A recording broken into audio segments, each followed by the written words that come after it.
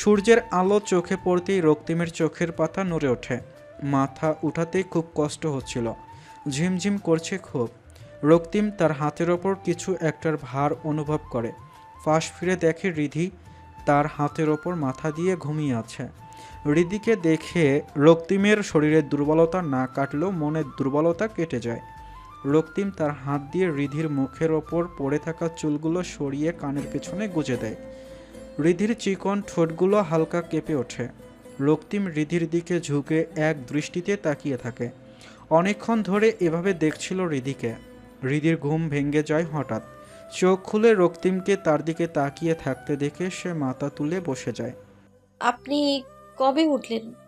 রক্তিমের কোনো সাড়া না পেয়ে রক্তিমের দিকে তাকায় রিধি। কিছুক্ষণ তাকিয়ে থেকে রক্তিমের মুখের সামনে হাত নাড়িয়ে বলল, এভাবে হাঁ করে কি দেখছেন? প্রথম দেখছেন আমায়? রক্তিম একটু হেসে বলল, প্রতিদিন দেখলেও কম মনে হয়, প্রতিবার নতুনভাবে দেখি তোমাকে। রিধি রক্তিমের দিকে ঝুঁকে বলল, গতকাল রাতে কি বলেছেন মনে আছে? ভালোবাসি। হ্যাঁ? বৃদ্ধি, আমি তোমাকে ভালোবাসি। পাগল হয়েছেন? কখনোই সম্ভব না এসব। কেন সম্ভব না? বাবা মা কখনো মানবে না।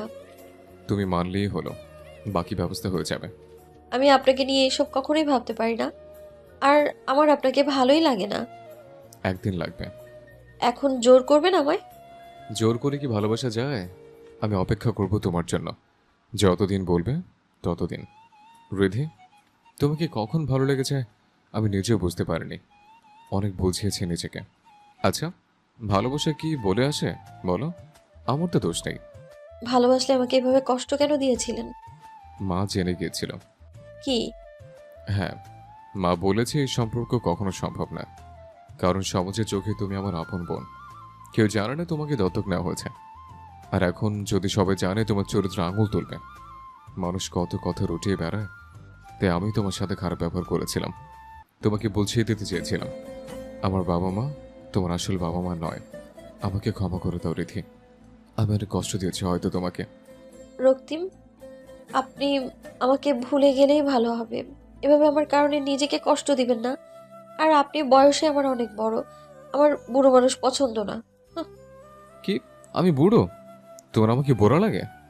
তো আয়নায় দেখেছেন কখনো? রিধি হাত দিয়ে রক্তিমের চুলগুলো নাড়িয়ে ভালো করে দেখে বলল। ইস, চুলেও পাক ধরেছে। রক্তিম চোখ বড় বড় করে মাথায় হাত দিয়ে বিছানা ছেড়ে আয়নার সামনে দাঁড়িয়ে চুলগুলো দেখছে। কোথায়? চুল পেকেছে কোথায়? রিধি হেসে বলল। আমি নাস্তা বানিয়ে আছি, আন্টি আপনি ফ্রেশ হন। রক্তিম গোসল সেরে রান্নাঘরে এসে দাঁড়িয়ে দাঁড়িয়ে দেখছে রিধিকে। রিধি রক্তিমকে দেখে বলল। যার আমার বিরক্ত লাগে কেউ দাঁড়িয়ে থাকলে। রক্তিম রিধির কাছে এসে ক্যাবিনেটের ওপর পা ঝুলিয়ে বসে পড়ে। রিধি চোখ ছোট করে রক্তিমের দিকে তাকায়। আমার একটাই স্বপ্ন এখন। শুনবে কি স্বপ্ন? শুনাবেন ভেবে নিয়েছেন তাই তো বলছেন। এখন যদি শুনতে না চান তাও বলবেন। হ্যাঁ। আমার স্বপ্ন তুমি শাড়ি পরবে আর আমার জন্য রাঁধবে, আর আমি তোমাকে বসে বসে দেখবো এইভাবে। তোমার চুলগুলো খোপা করা থাকবে, কিছু চুল খোপা থেকে খুলে তোমার মুখের উপর আসবে, আর আমি কানের কাছে। রিধি রক্তিমকে থামিয়ে দিয়ে বলল। এক মিনিট। খোপা ভালোভাবে বাঁধলে চুল সামনে আসবে কেন? আর কেউ ইচ্ছে করে খোপা হালকা করে বাঁধেও না। কাজ করতে আসলে তো একদমই না। আর এসব আজগুবি কথা কেন বলছেন আপনি? মুভিতে অতিরিক্ত হাওয়া আসে, তারপর জানালা খুলে যায়, তারপর ওই বাতাসে খোপা খুলে যায়। আর এখানে বাতাস আসবে কিভাবে? আপনার রোমান্টিক স্বপ্ন পূরণের জন্য প্রাকৃতিক দুর্যোগ লাগবে তো। যে দুর্যোগের ঝোড়ো হাওয়ায় জানালা খুলে যাবে, তারপর হয়তো খোপা হালকা হওয়ার কথা ভাবা যায়। আর রান্নাঘরের জানালা মনে হয় না ভারী হাওয়ায় খুলবে। বাবা ভালো ইঞ্জিনিয়ার দিয়ে বাড়ি বানিয়েছেন। রক্তিম রিধির কথা শুনে দাঁতে দাঁত চেপে রিধির দিকে তাকিয়ে বলল। আর কিছু? না, এখন যাবেন আপনি? আমি কিন্তু নাস্তা না বানিয়ে এবার চলে যাব। রক্তিম কিছু না বলে চলে গেল। এদিকে আজকে ঈশাদের ভার্সিটিতে প্রোগ্রাম। ঈশা সকালে উঠেই শাড়ি পরে নিল। সাদা রঙের লাল পাড়ের শাড়ি, পাড়ে গোল্ডেন পাথরের কাজ করা আছে। লাল রঙের গোল্ডেন কাজ করা ব্লাউজ, চুলে খোপা করেছে, খোপায় বেলি ফুলের মালা দিয়েছে, কপালে লাল টিপ, ঠোঁটে লাল লিপস্টিক, হাতে লাল রঙের কাচের চুড়ি। এক কথায় ঈশাকে আজকে আরও বেশি সুন্দর লাগছে গত দিনের তুলনায়। এদিকে দিব্য আজকে কি ভেবে লাল পাঞ্জাবি পরল, সাদা রঙের জিন্সের সাথে সাথে গলায় ঝুলিয়েছে ক্যামেরা। দিব্য দিয়াকে নিয়ে বের হয়। ওই সময় ঈশাও বের হয়। ঈশাকে দেখে দিব্য 1 মিনিটের জন্য নির্বাক হয়ে যায়। ঈশা ব্যাপারটি বুঝতে পেরে লজ্জা পেয়ে চোখ নামিয়ে ফেলে তাড়াতাড়ি। দিয়া দিব্যকে ইশারা দিয়ে তাকিয়ে থাকতে দেখে মুচকি হেসে দিব্যর কানের কাছে এসে বলল, ভাইয়া, মাকে বলে ভাবিকে বাসায় নিয়ে আসি একেবারে। সারাদিন তখন হাঁ করে দেখতে পারবে। চটকানি দেবো বেশি কথা বললে। আর শোন, ঈশার সাথেই থাকবি, এদিকে ওদিকে যাবি না। অনেকের ধরনের ছেলে আছে ভার্সিটিতে, বুঝেছিস? বুঝেছি। তারা বাসের জন্য দাঁড়ায়। ঈশাকে আশেপাশের সব মানুষই ঘুরে ঘুরে দেখছে। দিব্যর বিষয়টি ভালো লাগছে না। দিব্য ঈশার সামনে এসে দাঁড়ায় যাতে কেউ ঈশাকে না দেখতে পায়। দিব্যর কাজকর্ম দেখে দিয়া মুচকি মুচকি হাসছে। ঈশা দিয়ার দিকে তাকিয়ে দিয়াকে হাসতে দেখে ভীষণ লজ্জা পাচ্ছে, আবার ভালোও লাগছে। এইটা ভেবে কেউ তাকে খারাপ নজর থেকে রক্ষা করার চেষ্টা করছে। মুহিব কি কখনো পেরেছিল? না, কখনো পারেনি। উল্টো ঈশার চরিত্রে আঙ্গুল তুলেছিল।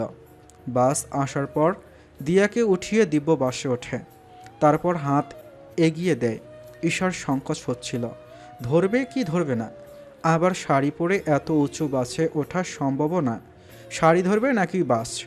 দিব্য বুঝতে পেরেছে ঈশার সংকোচ হচ্ছে, তাই বলল, বাস কি দাঁড়িয়ে থাকবে? চিন্তা করো না, আমি সাহায্যের জন্য হাত এগিয়ে দিয়েছি। খারাপ চিন্তা একদম নেই মাথায়। ঈশা দিব্যর হাত ধরে উঠে পড়ে। দিয়া আর ঈশা এক সিটে বসে, আর দিব্য তাদের পাশের সিটে।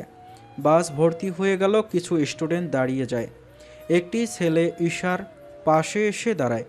দিব্যর বিরক্ত লাগছে বিষয়টি, তাই সে নিজের সিট ছেড়ে ছেলেটিকে বসতে দেয়। বাকি রাস্তা দাঁড়িয়ে দাঁড়িয়ে যায়। ঈশার অনেক বেশি নিরাপদ মনে হচ্ছে নিজেকে দিব্যর সাথে। নিশিও বলেছিল দিব্য অনেক ভদ্র। ঈশা জানালার বাইরে তাকিয়ে আছে। বাসের গতিতে দ্রুত পেছনে চলে যাচ্ছে সব কিছু। ঈশারও কি জীবনকে আরেকবার সুযোগ দেওয়া উচিত না? সে মুহিবের স্মৃতিগুলো এভাবেই পেছনে ফেলে দিতে চাচ্ছে, আরেকবার মন খুলে ভালোবাসতে চাচ্ছে, যেখানে অধিকার আছে নিজের ওপর। নিজেকে দেখলে অপরিচিত মনে হবে না। ঈশা এমন ভালোবাসা চায় যেখানে শ্বাস নেওয়ার জন্য কারো অনুমতি দরকার হয় না। যেই মানুষকে সে নিজের মতো করে ভালোবাসবে, মানুষটির পছন্দ মতো না। এমন মানুষ যে তাকে স্বপ্ন গড়াতে সাহায্য করবে, ভাঙাতে না। তবুও এখনও ভেতর থেকে দীর্ঘশ্বাস বের হয়ে আসে, এই ভেবে যে অপ্রিয় স্মৃতিগুলোই তার প্রিয় মানুষটি তাকে দিয়েছিল। তারা ভার্সিটি পৌঁছে যায়। রোহান ভার্সিটি আসার পর থেকে অনেক মেয়ে তাকে গিলে খাচ্ছে। বড়লোক বাবার ছেলে হলেও রোহান কখনো চোখে লাগার মতো নিজেকে তৈরি করে আসেনি ভার্সিটিতে। আজকেই সে একটু ভিন্নভাবে এসেছে। অফ হোয়াইট ব্লেজার, সাথে অফ হোয়াইট জিন্স, ব্লেজারের নিচে হালকা আকাশি রঙের শার্ট ইন করে পড়েছে। দিব্য রোহানকে দেখে বলল, মাশাল্লাহ, আমার বন্ধুকে তো আজকে অনেক বেশি সুদর্শন লাগছে। আজকে কয়েকটি বিয়ের প্রপোজাল পেয়ে যাবি। রোহান মুচকি হেসে বলল, তোকেও ভালো লাগছে অনেক, চল যাওয়া যাক। রোহানের চোখ ঈশার দিকে পড়তেই রোহান কথা বলার ভাষা হারিয়ে ফেলে। মেয়েটি এত সেজেগুজে কেন ভার্সিটিতে আসে, আর বারবার তার সামনেই এসে পড়ে? এখন কিভাবে আটকাবে চোখ দুটি? পুরো দিন আজ চোখ দুটি অবাধ্য হবে তার। দিব্য রোহানের মুখের সামনে তুড়ি বাজিয়ে বলে, দোস্ত, তোর বন্ধুর একমাত্র পছন্দ কিন্তু এটি। রোহান দিব্যর দিকে তাকিয়ে জোরপূর্বক হাসির রেখা টেনে বলল, কিছু মনে করিস না, ওভাবে সেজেগুজে আসলে সব ছেলেরাই তাকিয়ে থাকবে, কয়জনের থেকে বাঁচিয়ে রাখবি। নিষেধ করার অধিকারও তো নেই। রোহানের পরিচালনায় শুরু হয় অনুষ্ঠান। পুরস্কার বিতরণ, বক্তব্য সহ এক একটি পর্ব শেষ হয়। দিব্য ঈশার ছবি বেশি উঠাচ্ছে আজকে, তবে বাকিদেরও উঠাচ্ছে। অনিক দিব্যর কাছে এসে বলল, দিয়া এসেছে? ঈশার সাথেই আছে। আচ্ছা। ক্যামেরা থেকে চোখ উঠিয়ে দিব্য বলল, আমার বোনকে কেন খুঁজছিস? না, এমনি জানতে চাইলাম এসেছে কিনা। ওহ, আচ্ছা, আমি ওই দিকটা দেখছি, তুই ছবি উঠা। হ্যাঁ। অনিক দিয়ার কাছে এসে বলল, হাই দিয়া। অনেক ভাইয়া, আপনি? অনিক মনে মনে বলল, ভাইয়া বলে ভাইয়া বলে কি চটকানিটা দিল, একদম মনের আয়নাটা ভেঙে শেষ। কিছু বলবেন? তোমাকে ভালো লাগছে আজকে? মুস্কি হেসে বলল। ধন্যবাদ। একে একে সবার পার্ট শেষ। এবার ঈশা কবিতা আবৃত্তি শুরু করবে। জীবনানন্দ দাশের কবিতা আকাশ নীলা আবৃত করে ঈশা। সবাই নীরব, শান্ত হয়ে যায়। সুরঞ্জনা, ওখানে যেও না গো তুমি। বলো না গো কথা ওই যুবকের সাথে। ফিরে এসো সুরঞ্জনা, নক্ষত্রের রূপালি আগুন ভরা রাতে। ফিরে এসো এ মাথিয়ে ঢেবে, ফিরে এসো হৃদয়ে আমার। দূর থেকে দূরে, আরও দূরে যুবকের সাথে তুমি যেও না গো আর। কী কথা তাহার সাথে, তার সাথে আকাশের আড়ালে, আকাশের মৃত্তিকার মতো তুমি আজ তার প্রেমে ঘাস হয়ে আছে। সুরঞ্জনা, তোমার হৃদয় আজ ঘাস, বাতাসের ওপারে বাতাস, আকাশের ওপারে আকাশ। ঈশা আবৃত্তি করার সময় দিব্য দিব্য শুধু একটি ছবি উঠিয়েছে। বাকি সময় সে ঈশার দিকেই তাকিয়েছিল। এবার ঈশা রবীন্দ্রসঙ্গীত গাওয়া শুরু করে। খুব আকুল কণ্ঠে সে গানটি গায়। ভাবনা তাহারে বলে, সখী যাতনা তাহারে বলে। তোমরা যে বলো দিবস রজনী ভালোবাসা ভালোবাসা, সখী ভালোবাসা কারে কয়? সে কি কেবলই যাতনাময়, সে কি কেবলই চোখের জল, সে কি কেবলই দুঃখের শ্বাস। লোকে তবে করে কি সুখেরই তরে এমন সুখের আশ। ঈশার চোখ ছলছল করে উঠল। গান শেষ হওয়ার পর করতালির মুখর হয়ে পড়ে এতক্ষণে শান্ত পরিবেশ, নীরব হয়ে থাকা পরিবেশটি। দিব্য বেশ বুঝতে পেরেছে ঈশার মনের কষ্ট। এতক্ষণ রোহান চোখ বন্ধ করে ঈশার গান শুনছিল। এত সুন্দর করেও গান গাইতে পারে মেয়েটি? এত সব গুণ একটি মেয়ের মাঝে কিভাবে থাকতে পারে? রোহান গানটি নিজের ফোনে রেকর্ড করে নেয়। এখন থেকে এই গানটি শুনেই সে ঘুমাবে। ঈশার এই একটি স্মৃতি নিয়েই সে কাটিয়ে দেবে বাকি জীবন। সবার গান শেষ হলে সবাই রোহানকে গান গাওয়ার জন্য অনুরোধ করে। রোহান স্টেজে ওঠে, তার ব্লেজারটি খুলে গিটার হাতে নেয়। সব মেয়েরা একসাথে চিৎকার করে ওঠে। অনেকে রোহান রোহান বলে চিৎকার করছে। রোহান ঈশার দিকে তাকিয়ে গিটারের সুর তোলে তাহসিন আহমেদের খোলা জানালা দিয়ে। খোলা জানালায় দক্ষিণের বাতাস ঢেকে যায় পর্দার আড়ালে। কখন তুমি এসে হেসে বলে দাও আছি তোমার পাশে। বহুদূর পথ ভীষণ আঁকাবাঁকা, চলতে ভীষণ ভয়। তুমি এসে বলে দাও আছি আমি পাশে, করো না কো কিছুতেই ভয়। কখনো ভাবিনি চলে যাবে তুমি আমাকে এভাবে কাঁদিয়ে। কখনো বুঝিনি ফিরে আসবে না পৃথিবী রাঙিয়ে। অনেক রোহানের চোখ আর গান গাওয়ার ধরন দেখেই বুঝে ফেলেছে সে ঈশাকে নিয়ে গানটি গাইছে।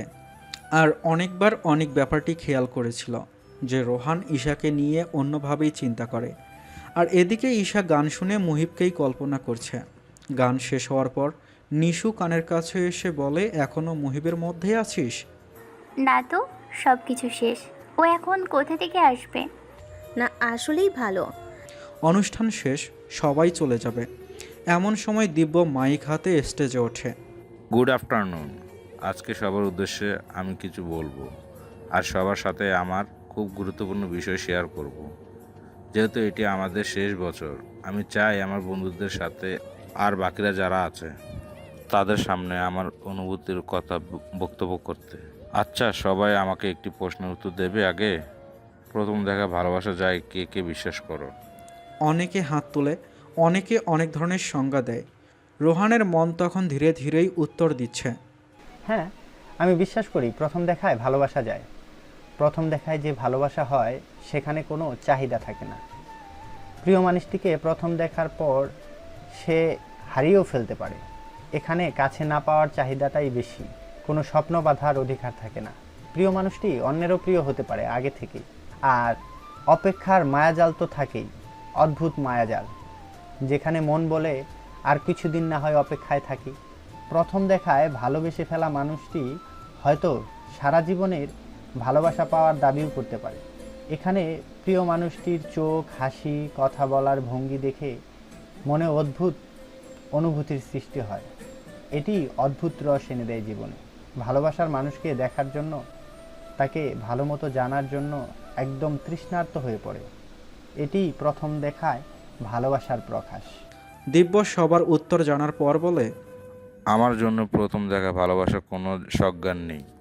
আমার মতে ভালোবাসা প্রকাশের জন্য মুখের ভাষা ব্যর্থ, কোনো শব্দ দিয়ে এই অনুভূতি ব্যক্ত পায় না। দিব্যর কথা শুনে ঈশার হাত পা ঠান্ডা হয়ে যাচ্ছে, নিঃশ্বাসও আটকে যাচ্ছে। মনে হয় তাকে এখনই অক্সিজেন দিতে হবে। দিব্য আবার বলছে, আমার প্রথম দেখায় ভালোবেসে ফেলা মানুষটির গল্প ও কাব্যের সব চরিত্রকে হার মানিয়েছে। আমার মনে গড়ে ওঠা বহুদিনের পুরনো অপসূরি সে। আমি কিন্তু কোনো কবি নই। তাকে নিয়ে 2-1 লাইন কবিতা লেখার ছন্দ আর ভাষা আমার জানা নেই, কিন্তু অপসূরি কাব্যের প্রতি বড় আকর্ষণ। বেশি কিছু পারি না আমি, তবে একটু আদু তার ইচ্ছের সাথে নিজেকে যুক্ত রেখে রবীন্দ্র ঠাকুরের কবিতার পাতায় চোখ বুলিয়ে যায়। রবীন্দ্রসঙ্গীত শুনতে তার অনেক ভালো লাগে। গান তো গাইতেই পারি না, তবে গভীর রাতে রবীন্দ্রসঙ্গীত বাজিয়ে দেয় অপ্সরাকে কল্পনায় আনার জন্য। হয়তো সঙ্গীত শুনে আমার স্বপ্নে বিচরণ করবে সে। ভালো ছবি আঁকতে পারি না, কিন্তু চোখ বন্ধ করলে মন আপনা আপনি তার চিত্র এঁকে নেয়। গিটারে সুর দিতেও পারি না, তবুও তাকে দেখলে অদ্ভুত সুর মনে নিজেই বানিয়ে ফেলে। তবে আমি ভালো ছবি ওঠাতে পারি। মেয়েদের আবার খুব শখ ছবি ওঠানোর। আমি কিন্তু এই কাজটি ভালোই করতে পারবো। নির্বাক অপসরীকে বলেছি, আমি তোমাকে গান শোনাতে পারবো না, তবে তোমার সাথে রবীন্দ্রসঙ্গীত শুনতে চাই। তোমার কবিতাগুলোকে মধুর করার জন্য সুর আছে তোমার, সেই সুর প্রতিদিন শুনতে চাই। প্রকৃতি বিলাসী হওয়ার খুব শখ তোমার, আমিও তোমার সঙ্গীত হতে চাই। এই দিব্য ছেলেটি অনেক ভালোবাসে তোমাকে, অনেক বেশি। ছেলেটি তোমার স্বপ্ন পূরণ কখনো বাধা দেবে না। তোমার ছোট ছোট ইচ্ছা পূরণের চেষ্টা করবে। আকাশে চাঁদ এনে দেওয়ার ক্ষমতা না থাকলেও একটি গোলাপ ফুল দেওয়ার ক্ষমতা রাখবে। সেটি যদি অপসরীর বাগানের ফুল হয় তাতেও সমস্যা নেই। কথাটি বলার সময় দিব্যর সাথে সাথে ঈশাও হেসে দেয়। আমি তোমাকে জোর করব না। ভালোবাসায় কি কখনো জোর জবরদস্তি চলে? আমি শুধু তোমায় ভালো বন্ধু হয়ে থাকতে চাই। এখন অপেক্ষায় থাকবো তোমার। যদি কখনো ভালোবেসে ফেলো আমায়, ওইটিই হবে আমার ভালোবাসার শেষ সমাপ্তি। কারণ ভালোবাসার জন্য বহু অপেক্ষায় পড়ে যে সমাপ্তি হয়, সেটি যদি সুখের হয় তবুও মেনে নেব, দুঃখের হলেও মেনে নেব, কিন্তু অপেক্ষায় সমাপ্তি একদিন অবশ্যই হবে। দিব্যর কথা শুনে নিশু ঈশার কানের কাছে এসে বলল, এত ভালোবাসা দেখে আমার জ্বলছে, কিন্তু ইস, কারণ নজর না লাগুক। এদিকে রোহানের বুকে বড় পাথর চেপে বসেছে, না পারছে চলে যেতে। কারণ চলে গেলে দিব্য যদি সন্দেহ করে, আর না পারছে থাকতে। তবুও মুখে কৃত্রিম হাসি ঝুলিয়েছে দিব্যর খুশির জন্য, কারণ এই ছেলেটি তাকে সবসময় সঙ্গ দিয়েছে।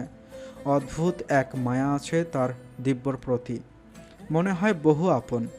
এই মানুষটিকে কিভাবে তার প্রিয় মানুষটি থেকে আলাদা করবে? দিব্যর কথায় কল্পনার জগৎ থেকে ফিরে আসে রোহান। দিব্য গলা ঝরে শুরু করলো, অঞ্জনা ওই নীল নীল চোখে চেয়ে দেখো না, তোমার ওই দুটি চোখে আমি হারিয়ে গেছি, আমি বোঝাতেও কিছুই পারি না। গানটা গাওয়া শেষ করলে সবাই তালি দেয় আর চিৎকার করে ওঠে।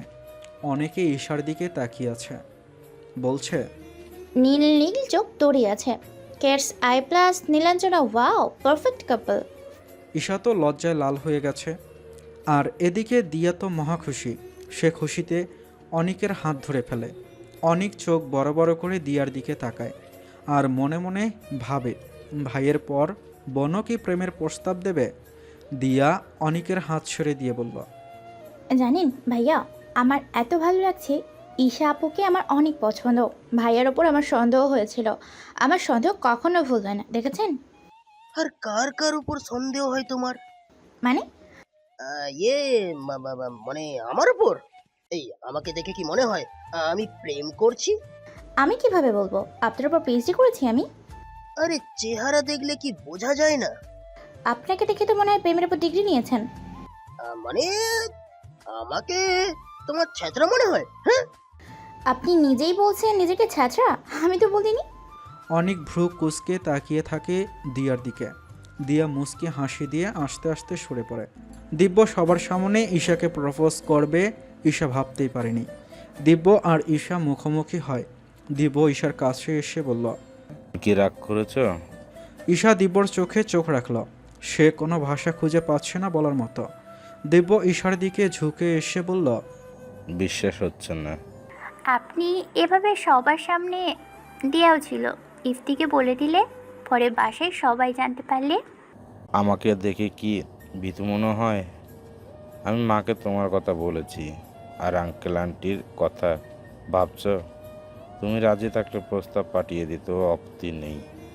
আর আমি এত কি খারাপ যে আমাকে পছন্দ হবে না? আমি কি বলবো বুঝতে পারছি না। তোমাকে যথেষ্ট সময় দিচ্ছি আমি। এখন চলো বাসায়। হুম।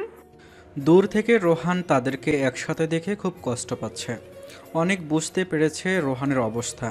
অনেক তবুও মানতে পারছে না রোহানেরও ঈশাকে পছন্দ হতে পারে। ঈশা অনেক সুন্দর, কিন্তু ঈশার চেয়ে সুন্দর মেয়েও ভার্সিটিতে আছে। এত মেয়ে থাকতে দিব্য যাকে পছন্দ করে তাকেই কেন পছন্দ করতে হলো? এখন যদি বিষয়টি দিব্য জানতে পারে, নিজের ভালোবাসাকে সে বিসর্জন দিয়ে দেবে শুধু রোহানের জন্য। অনেক চায় না রোহানের জন্য তার বেস্ট ফ্রেন্ড কষ্ট পাক। অনেক বুঝতে পারে না এত কি মায়া দিব্যর রোহানের প্রতি। এমন অনেক কিছুই সে রোহানের খুশির জন্য ছেড়েছে। বন্ধুত্ব মানেই ত্যাগ, ভালোবাসা, বিপদে পাশে থাকা। দিব্যর মধ্যে এসব গুণ আছে। সে দেখতে যেমন ভালো, তার মনটাও এর চেয়েও বেশি ভালো। দিব্যর ভদ্রতার সুনাম পুরো এলাকায় ছড়িয়ে আছে। ভার্সিটিতে তো আছেই। ঈশার বাবা মা দুজনেই দিব্যকে খুব পছন্দ করেন। ঈশার ভাই ইফতিকে সবসময় বলে দিব্যর সাথে বেশি কথা বলতে। মাঝে মাঝে তুলনাও করে দিব্যর সাথে। এ কারণে ইফতি অনেক বিরক্ত বোধ করে। তবুও দিব্যকে সে পছন্দ করে। আমাদের সমাজের বেশিরভাগ বাবা মা সন্তানদের সাথে অন্যদের তুলনা করে। তারা ভাবে হয়তো উদাহরণ দিলে সন্তানরা তাদের মতো হওয়ার আগ্রহ প্রকাশ করবে। কিন্তু মাঝে মাঝে হিতে বিপরীত হতে যায়। প্রত্যেক মানুষের মধ্যে একটা নির্দিষ্ট প্রতিভা আছে। অন্যের প্রতিভা অনুসরণ না করে নিজের প্রতিভা বিকাশের চেষ্টা করাই উত্তম। অনেক দিব্যর হাত ধরে তাকে টেনে নিয়ে যায় অন্যদিকে। এইভাবে ঈশাকে প্রপোজ করবি, আমাকে বলিসনি কেন? বললে আর সারপ্রাইজ থাকে? তুই তো বলেছিলি অপেক্ষা করবি, হঠাৎ বলে দিলি কেন? নিশ্চুপ অপেক্ষা করার চেয়েও না করা উত্তম। এখন সে জানে আমি তাকে ভালোবাসি। এখন এই অপেক্ষার আলাদা মূল্য আছে। ভালো করেছিস। আর আমাদের তো শেষ বছর, আর ঈশা মাত্র এসেছে। আরও 3 বছর লাগবে বের হতে। এর মধ্যে কেউ যদি ঈশাকে প্রপোজ করে দেয়, তখন আমার কি হবে? এখন সবাই আমাকে চেনে, সবার ধারণা হয়ে যাবে ঈশা আমার গার্লফ্রেন্ড। ঈশাকে কেউ আর বিরক্ত করবে না এখন। গ্রেট ম্যান, তোর তো মাথায় অনেক বুদ্ধি। দিব্য হেসে বলল। আমি এখন আসি। অবসরে একা একা বসে আছে হয়তো, তার জন্য বাসের সিট রাখার দায়িত্ব নিয়েছি। এখন কিন্তু অনেক দায়িত্ব আমার। আচ্ছা, অল দ্য বেস্ট। আল্লাহ হাফেজ। সন্ধ্যায় নবনী জুনায়েদ বাসায় ফিরে আসেন। রক্তিম, বাবা আমার শরীর কেমন আছে এখন? হ্যাঁ, ভালো লাগছে। তোমার মেয়ে অনেক সেবা করেছে আজকে। তাই? কি কি বানিয়েছিস দুপুরে? ডিম ভাজি, আলু ভাজি, ডাল। অনেক কিছু বানিয়েছে আমার মাটা। হ্যাঁ, তেতো ডাল আর পোড়া ভাজে। আমি আপনাকে বানিয়ে খাইয়েছি, তাতে আমাকে ধন্যবাদ দিলেও কম হবে। আর আপনি প্রশংসা না করে আমার সমালোচনা করছেন। ও আচ্ছা, মা জানো কি বানিয়েছে আজ রিধি? হলুদের ঝোল আর কালচে রঙের ভাজে। এই প্রথম এমন বিরল খাবার খেয়েছে। তুমিই বলো, রিধির নতুন রেসিপির জন্য কিভাবে প্রশংসা করা যায়? আমার তো মনে হয় প্রশংসা করার ভাষা নেই। রিধি মুখ ভেংসি দিয়ে চলে গেল। এভাবে প্রতিদিন রিধি রক্তিমের খুনসুটি চলতে থাকে। নবনী জুনায়েদ মনে মনে অনেক খুশি। এতদিন পর তাদের জীবনে আবার আনন্দ এসেছে। সারাদিন তাদের ঝগড়া মিটমাট করতে থাকে দুজন।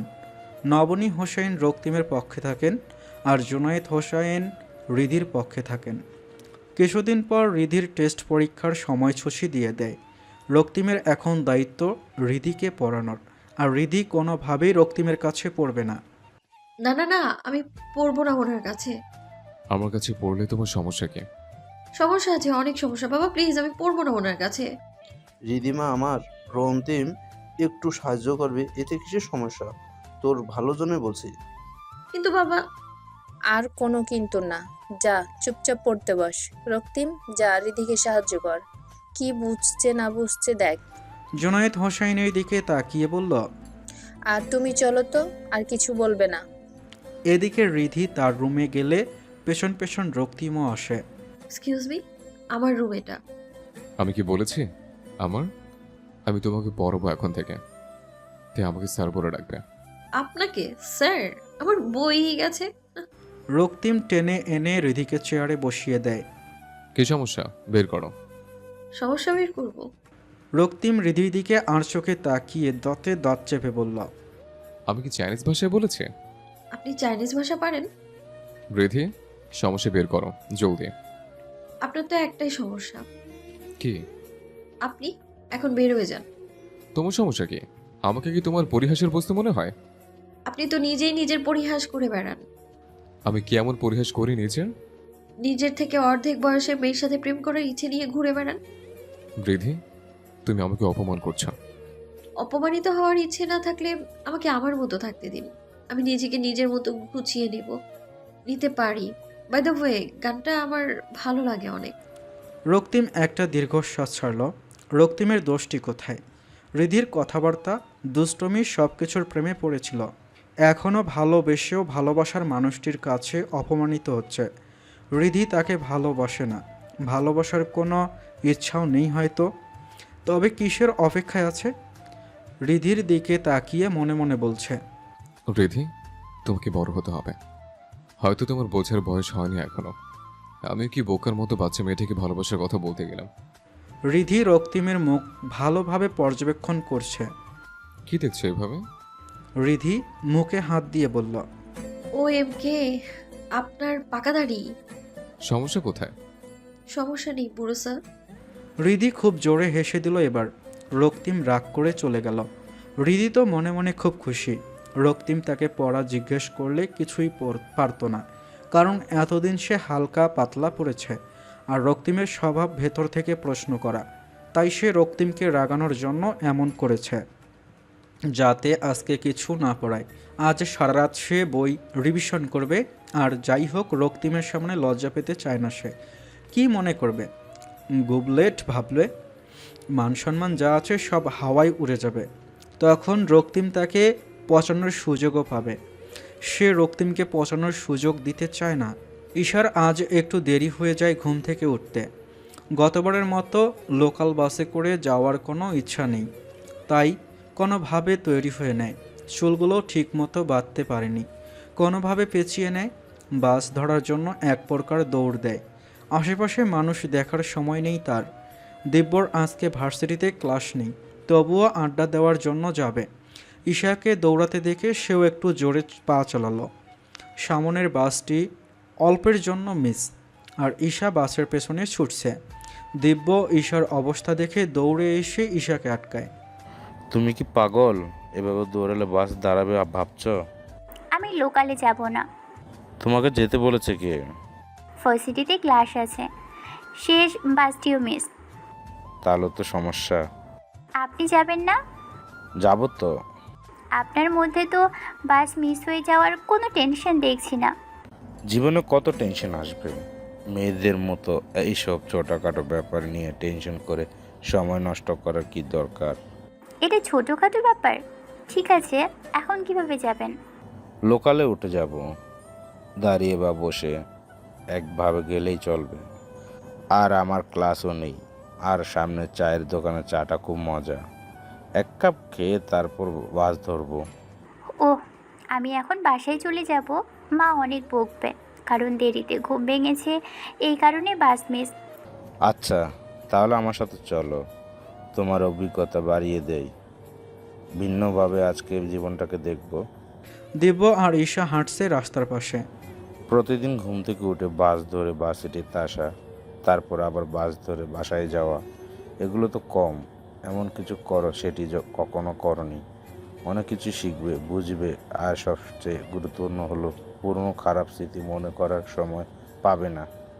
ভালো স্মৃতিগুলো বাজে স্মৃতিগুলোকে ঢেকে দেবে। কিভাবে? তুমি প্রতিদিনের কাজে অভ্যস্ত, দিন শেষে বাসায় আজকের দিনগুলো চিন্তা করবে। যদি নতুনত্ব না থাকে, চিন্তা করে কোনো মজা পাবে না। তারপর আবার পুরনো খারাপ দিনগুলো কল্পনা করবে। যখন নতুন কিছু ঘটবে, তোমার ব্রেনে কিছুদিন নতুন জিনিসগুলো নিয়ে ভাববে। এইভাবে প্রতিদিন নতুন কিছু ঘটলে ধীরে ধীরে তোমার পুরনো অতীত সারা জীবনের জন্য ভুলে না গেলেও মনে করতে ইচ্ছে করবে না। তোমার মন চাইবে সুখ স্মৃতিগুলো মনে করতে, যেদিন তুমি সবচেয়ে বেশি হেসেছ। অনেক অভিজ্ঞতা আপনার। আমাকে আপনি করে ডাকবেন আর। কেন? ভুলে গিয়েছ, আমি কিন্তু ভালো বন্ধু হতে চেয়েছি। আর বন্ধুতে আপনি মানাই না, তুই বা তুমি মানায়। আমি যেহেতু বয়সে বড়, তাই তুমি বলবে। ঈশা মুচকি হেসে বলল। আচ্ছা। ঈশা আর দিব্য রাস্তার পাশে চায়ের দোকানে গেল। 2 কাপ চা নিয়ে পাশের বেঞ্চে বসল। খোলা আকাশের নিচে বসে গাড়ির হর্ন শুনে চা খাওয়ার আলাদা মজা আছে। কবি কিন্তু চায়ের কাপ নিয়েও কবিতা লিখতে জানেন। হ্যাঁ, আর চায়ের স্বাদও কিন্তু অনেক ভালো। এগুলোই ন্যাচারাল বাঙালি বাঙালি ভাব। রেস্টুরেন্টের মনোরম পরিবেশ, হাজার হাজার বাতি আর এয়ার কন্ডিশনের কৃত্রিম হাওয়ার মধ্যে তুমি বাঙালি হওয়ার অনুভূতি খুঁজে পাবে না। টাকা দিয়ে কৃত্রিমতা পাওয়া যায়, প্রাকৃতিক কোনো কিছু পাওয়ার জন্য অনুভব করা প্রয়োজন। আপনি অনেক কিছুই জানেন। আপনার সাথে কথা বলে ভালো লাগছে। দিব্য আর ঈশা চা খেয়ে রিকশায় উঠল। আমার রিকশায় চড়তে অনেক ভালো লাগে। তাই রাতে বেশি ভালো লাগে। অন্ধকার, নীরব পরিবেশ, আশেপাশের বিল্ডিং আর দোকানের বাতি, আকাশের তারা, এসবকে সাক্ষী করে রিকশায় চড়ে মনে হাওয়া লাগানো। ভালো লাগে না পরিবেশটা? দিব্য ঈশার দিকে তাকিয়ে বলল। কি হলো? কিছুই না, এমন পরিবেশে তুমি থাকলে আমারও ভালো লাগবে। আইসক্রিম খাবে? চকলেট ফ্লেভারটা। আমার ভ্যানিলাটা ভালো লাগে। দিব্য আর ঈশা রিকশা থেকে নেমে পড়ল। দিব্য ভাড়া মিটিয়ে দোকান থেকে 2টি আইসক্রিম কিনে নেয়। চলো ওই পাশের রাস্তায় মানুষজন কম, হেঁটে হেঁটে আইসক্রিম খাওয়া যাক। আমারও হেঁটে হেঁটে খেতে ভালো লাগে আইসক্রিম। স্কুল থেকে যখন বাসায় ফিরতাম বান্ধবীদের সাথে এভাবেই হেঁটে হেঁটে খেতাম। কিন্তু এখন বড় হয়ে গিয়েছি, মানুষজন কী ভাববে তাই আর। মানুষজনের কথা ভেবে কি জীবনটাকে উপভোগ করা ছেড়ে দেব? আজ আছি কাল নেই। আমাদের প্রতিটা দিন আনন্দের সাথে কাটাতে হবে। প্রতিটা দিনের শেষ মনের মাঝে যদি সন্তুষ্টিতা থাকে, ওইটাই সবচেয়ে বড় অর্জন ওই দিনটির জন্যই। ঈশা দিব্যর দিকে তাকিয়ে ভাবছে, এমন মানুষ সে চেয়েছিল, যে মানুষটি তাকে জীবনের অর্থ বোঝাবে, সব কিছুর মধ্যেও তার সুখ স্মৃতির সঙ্গীত হবে। ঈশা মনে মনে বলছে, দিব্য কেন আগে আসেনি আমার জীবনে? কেন মুহিব নামের মানুষটা এসে আমার জীবনের কিছু অংশ কালো করে দিয়েছে? কেন আমি মুহিবের পিছনে এত সময় অপচয় করেছি? ওই সময় আমি কেন নিজেকে ফিরিয়ে আনিনি? কেন নিজের আত্মমর্যাদাকে নিচে নামিয়ে দিয়েছি? কি ভাবছো? পুরনো স্মৃতি। আমার অনেক আফসোস হয়। আমি। দিব্য ঈশার ঠোঁটে আঙ্গুল রেখে তাকে চুপ করিয়ে দিল। যে চলে গিয়েছে তাকে উড়িয়ে দাও, যে আছে তাকে ধরে রাখো। অতীতকে মনে করে কষ্ট পাওয়া বোকামি। হ্যাঁ, অতীতের ভালো স্মৃতিগুলো মনে করা ভালো। দিব্য আর ঈশা কথা বলতে বলতে লোকাল বাসে উঠে পড়ে। দাঁড়িয়ে যাব আমি, তুমি বসো। আমিও দাঁড়িয়ে যাব। সব অভিজ্ঞতা একসাথে করেছি। এটা কেন বাদ যাবে?